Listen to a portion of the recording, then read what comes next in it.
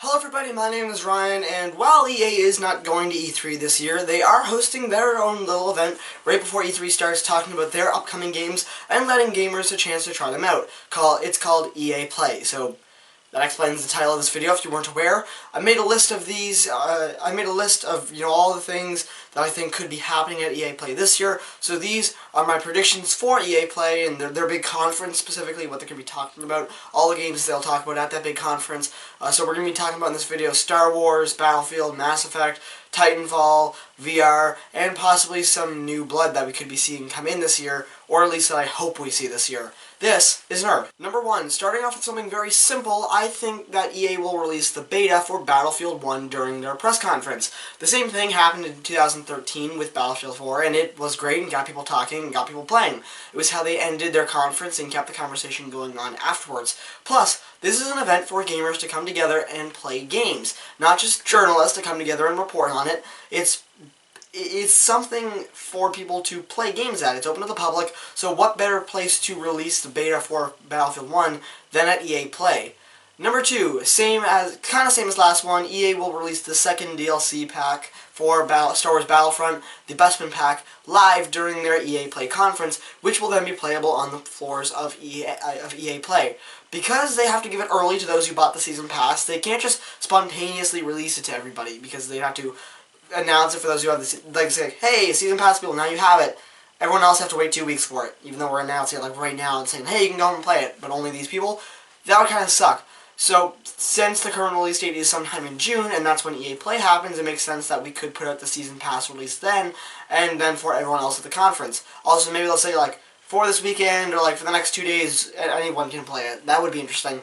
Number 3, we are finally going to get a solid to-the-day release date for Mass Effect Andromeda, and we're going to get to see a gameplay demo for it. We've known about Mass Effect 4 for a long time now, and we keep seeing just a little bit more. Just a little bit more each time that we see the game being showed off. But, goddamn it, I want something solid. I want gameplay, and because it's coming out next year, early next year supposedly, and it's one of EA's biggest upcoming titles, it's been in development for so long, I think that we've got to start seeing more gameplay for it soon. Also, after Uncharted 4, publishers now see that spring release dates can work too, and they can sell a shit ton. So, EA might feel more secure nailing down a release date in maybe March to May, because Doom and Uncharted both just came out, they both sold really well. I'm just hoping that we can get some solid Mass Effect gameplay, because we really haven't seen any. Assumably it'll be like the other games, but I'm kind of hoping that'll be different, change up the mechanics a little bit, just give us something new instead of just the kind of surroundings. Give us a kind of a new experience while still keeping it in this world with some of these, trademark things. Number 4, another solid release date prediction. I think that EA is going to nail down a date for Need for Speed Edge and show us a gameplay demo for it. Need for Speed has been a pretty regular series for EA, and it could turn into a game release every year or every other year if they really wanted it to. It's a racing game, not hard to really improve upon, but simple to get out with new tracks, new cars, so it's a very simple year-to-year release, and they're seemingly selling pretty well because they keep making more of them. I think that EA is going to show off what this new Need for Speed game can do and what's new about it, because each Need for Speed game seems to say, hey, we're a bit different than the last one, but same as the one before that last one. Just improving on that one. So they'll probably set a release date somewhere between November of this year and May 2017. Yeah, that's kind of a big release margin, but we don't really know much about the development stage of this game, so I can't really nail down a solid prediction. I'm guessing, like I said, I'm guessing it's going to be the 6-month period, and it all depends on how close they want to release it to the last Need for Speed. Are they saying that they want to have a yearly franchise? Because if so, they could just release it this November. If not, they might hold on to May of 2017, which would be a little more solid. It's like how Battlefield Hardline, yes, it got delayed, but it also stopped Battlefield from coming out 2 consecutive years in a row, 2 consecutive falls. Now there's like a year and a half between each of these games, and that is seemingly working a little better. Well, to be fair, Hardline didn't sell too well, but it's something EA's done before. Number 5, changing things up a little bit, EA will show off a currently unrevealed IP to the audience. Something that we have not heard of before. EA says that they have a new IP that they're working on soon and they're going to unveil soon, and EA Play would be a great place to do that, especially if they wanted to kind of get gamers a little bit involved in it. They're going to have a crowd there. Why not say, hey, this game that you don't know what it is, you've never seen it before, it's a new IP, you don't really have any solid foundation to be invested in it for, come and play it. Come and try it out.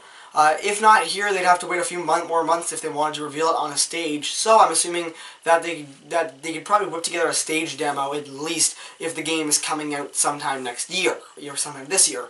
I'm imagining that indie title, or not even indie title, but new IP, they're not just going to say, hey, 6 months from now, you can buy it. They're probably going to say next year sometime. So that's what I'm guessing, and maybe it'll be playable there. That's what I'm hoping, because then we could actually get some impressions out of it. And I'm hoping that we'll also get a stage demo, just to see how this is all going to work out. Number 6, second to last, I think that EA is going to give us an official release date for Titanfall 2 coming this fall. And I think they'll show us gameplay. And it'll have VR. They might even have a release date for the beta with this game live at the conference, like Battlefield or maybe Star Wars Battlefront. But I think that the most likely thing is that Titanfall 2 will have a playable demo at EA Play, and will also be available on Oculus Rift and HTC Vive and the PlayStation VR.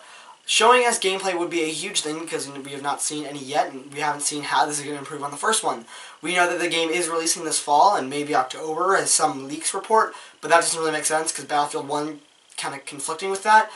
So that's the interesting thing. So the release date might be announced soon. I'm guessing it'll be announced at EA Play.